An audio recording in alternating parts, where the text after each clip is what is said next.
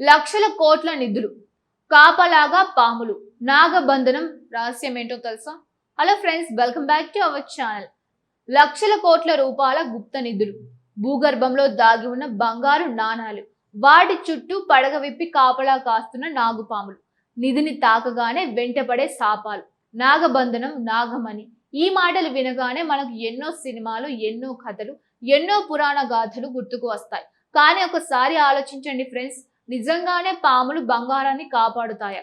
వాటికి బంగారం విలువ తెలుసా? నాగబంధనం అనేది నిజంగానే ఏదైనా అతీంద్రియ శక్తినా, లేక మన పూర్వీకులు సృష్టించిన ఒక రహస్య రక్షణ వ్యవస్థన? ఇంకా ఆశ్చర్యకరమైన విషయం ఏమిటంటే, ఈ కథల వెనుక సైన్స్ ఏమి చెబుతోంది? నేటి వీడియోలో నాగబంధనం వెనుక ఉన్న పురాణాలు, చరిత్ర, శాస్త్రం, మనస్తత్వ శాస్త్రం మరియు అసలు నిజమేంటో పూర్తిగా విశ్లేషించబోతున్నాం. వీడియోని చివరి వరకు తప్పకుండా చూడండి, ఎందుకంటే చివరిలో నాగమణి గురించి చాలా మందికి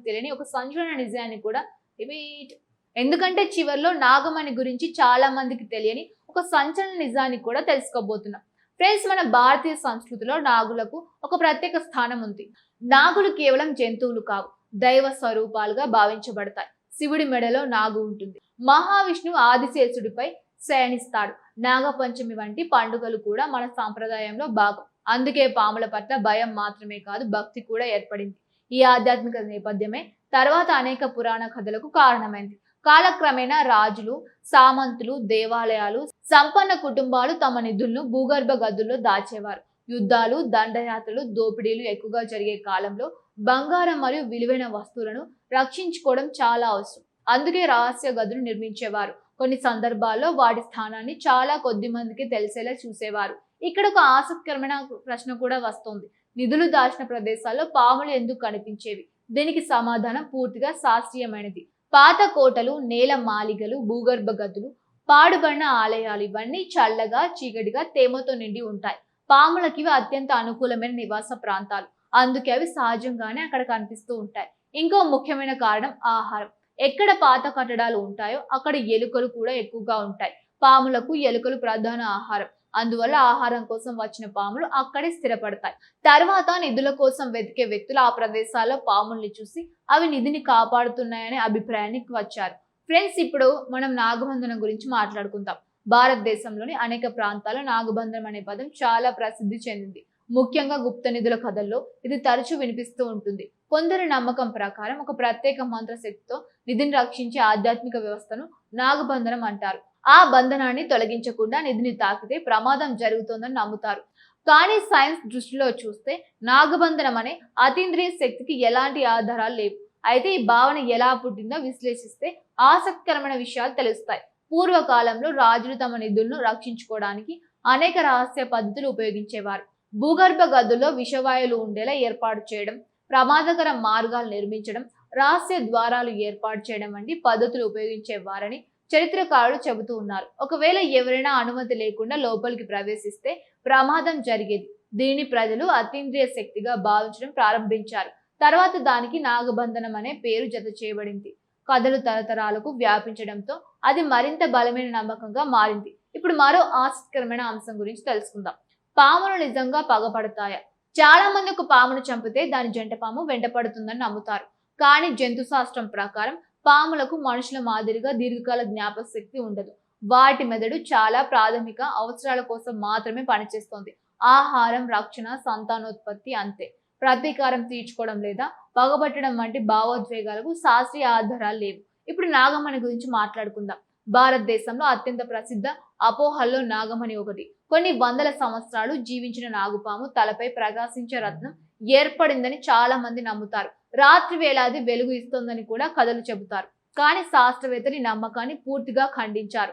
పాముల శరీర నిర్మాణంలో ఎక్కడా మణి ఏర్పడే అవకాశం లేదు. వాటి తలలో ఉండేవి కేవలం ఎముకలు, కండరాలు, విషగ్రంథులు మాత్రమే. నాగమణి అనే వస్తువు శాస్త్రీయంగా ఎప్పుడూ నిరూపించబడలేదు. ప్రపంచంలోని ఏ జీవశాస్త్ర పరిశోధనలోనూ నాగమణి ఉనికి గుర్తించబడలేదు. అయితే ఈ కథలు ఎందుకు పుట్టాయి?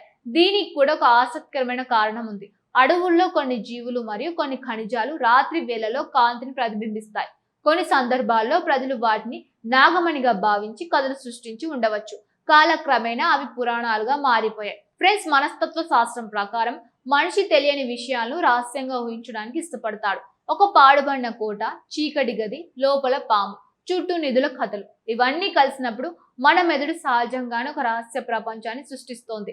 అందుకే గుప్త నిధులు కథలు ఎప్పటికీ ప్రజలను ఆకర్షిస్తూనే ఉంటాయి. ఇప్పుడు ఒకసారి చరిత్ర వైపు చూద్దాం. ప్రపంచంలోని అనేక నాగరికతల్లో కూడా ఇలాంటి కథలు ఉన్నాయి. ఈజిప్ట్, గ్రీస్, చైనా, దక్షిణ అమెరికా ప్రతి సంస్కృతిలోనూ నిధుల్ని కాపాడే పాములు లేదా డ్రాగన్ల కథలు కనిపిస్తాయి.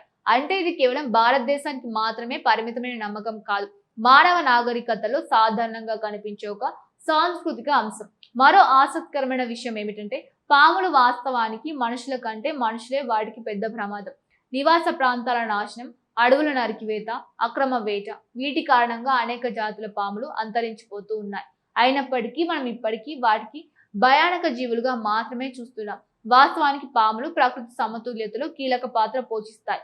ఎలుకల జనాభాను నియంత్రిస్తాయి, వ్యవసాయానికి మేలు చేస్తాయి, పర్యావరణ సమతుల్యతను కాపాడుతాయి. అందుకే వాటిని భయంతో కాకుండా అవగాహనతో చూడాలని నిపుణులు సూచిస్తూ ఉన్నారు. ఫ్రెండ్స్, నాగబంధనం, నాగమణి, నిధులు కాపాడే పాములు ఇవన్నీ మన సంస్కృతిలో భాగమైన అద్భుతమైన కథలు. అవి మన చరిత్రను, మన ఊహాశక్తిని, మన విశ్వాసాలను ప్రతిబింబిస్తాయి. కానీ సైన్స్ దృష్టిలో చూస్తే వాటికి అతీంద్రియ ఆధారాలు మాత్రం లేవు.